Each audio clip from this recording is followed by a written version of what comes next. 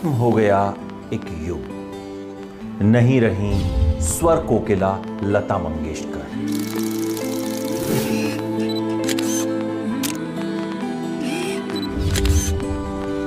लता मंगेशकर ने 92 साल की उम्र में इस दुनिया को अलविदा कह दिया। उन्हें कोरोना हुआ था। कोरोना के बाद वो निमोनिया का शिकार हो गई थी। मुंबई के ब्रीच कैंडी अस्पताल में उनका इलाज चल रहा था। वेंटिलेटर पर थीं।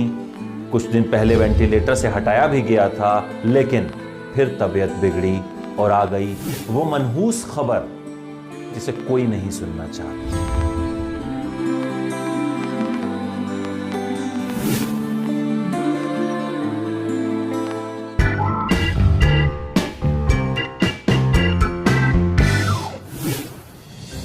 28 सितंबर 1929 को लता मंगेशकर का जन्म इंदौर शहर में हुआ। मां का नाम शेवंती उर्फ सुधामती मंगेशकर और पिता दीनानाथ मंगेशकर। लता के जन्म से पहले ही उनके पिता को यह एहसास होने लगा था कि उनकी आने वाली संतान में कोई दैवीय शक्ति है, और कहते हैं यही वजह है कि लता मंगेशकर के चाहने वाले उनमें मां सरस्वती का रूप देखते थे। लता मंगेशकर के पिता दीनानाथ मंगेशकर खुद एक बेहतरीन संगीतकार थे। उनकी खुद की एक ड्रामा कंपनी थी।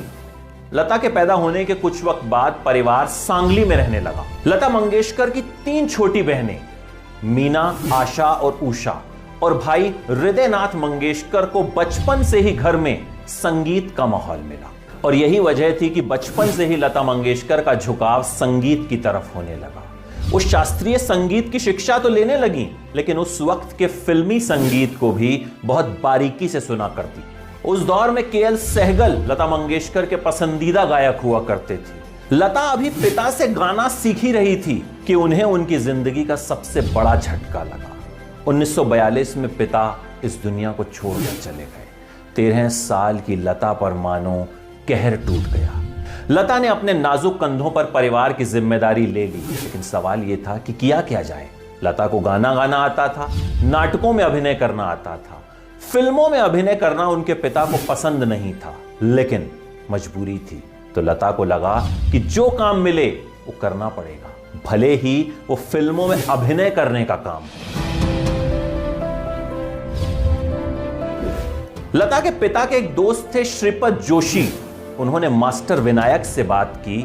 लता को एक फिल्म में छोटा सा रोल मिल गया, साथ ही एक मराठी गाना भी गाना था। उसके बदले लता को कुछ पैसे मिले और वहीं से लता मंगेशकर के फिल्मी करियर की शुरुआत हुई। साल 1983 में लता मंगेशकर ने पहली बार एक मराठी फिल्म गज भाऊ में गाना गाया।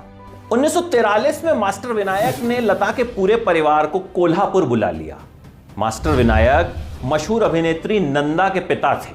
मास्टर विनायक उन दिनों एक फिल्म बना रहे थे, बड़ी मां। इस फिल्म की हीरोइन थी नूरजहां। लता मंगेशकर को भी फिल्म में एक छोटा सा रोल मिल गया और एक गाना भी मिल गया। नूरजहां को लता की आवाज बहुत पसंद आई। उन्हें दिख गया कि इस लड़की में गुण है, ये काबिल है, टैलेंटेड है। जब भी शूटिंग के दौरान मौका मिलता तो नूरजहां लता को अपने पास बुलाती और उनसे गाने सुना करती। नूरजहां और लता के रिश्ते बहुत अच्छे हो गए। इस फिल्म की शूटिंग के सिलसिले में लता को बंबई आना पड़ता था। उन दिनों मुंबई का नाम बंबई हुआ करता था, और बार बार जब बंबई के चक्कर लगे तो फिर लता बंबई की ही हो गई। बंबई में लता को खूब संघर्ष करना पड़ा। उन्हें यहां सिर्फ मास्टर विनायक का ही सहारा था। मास्टर विनायक लता से फिल्मों में एक्टिंग तो करवा रहे थे, लेकिन वो जानते थे कि लता के अंदर एक प्रतिभाशाली गायिका छिपी है और उसे निखारना जरूरी है। लेकिन टैलेंट को कब तक बांध कर रखा जा सकता है। लता की आवाज जब दुनिया ने सुनी तो लता को धीरे धीरे गाने मिलने शुरू हुए, और जब ठीक ठाक गाने मिलने लगे तो लता मंगेशकर ने 1947 में एक्टिंग को अलविदा कह दिया। लता मंगेशकर ने जिन दिनों में गाने की शुरुआत की, उन दिनों हीरोइनों के लिए जितनी भी सिंगर्स गाना गाया करती थी उनकी आवाज मोटी हुआ करती थी, लेकिन 17-18 साल की लता की आवाज पतली थी, इसलिए उन्हें काम भी कम मिलता था।